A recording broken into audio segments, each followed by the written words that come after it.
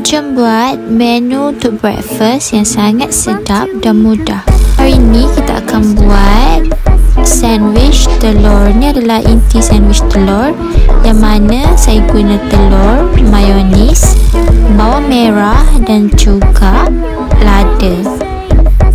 And kita ada juga mashed potato. Mashed potato ni saya dah pernah share resipi sebelum ni.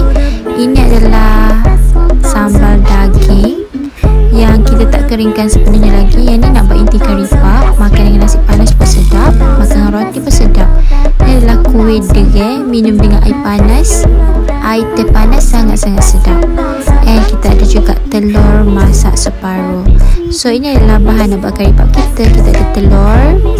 Ini adalah kari pak yang dah siap buat. Tabur sikit tepung, tak nak bagi melekat. And kari pak gergaji is done. Selamat mencuba dan selamat menjamu selera. Thanks for watching. Bye.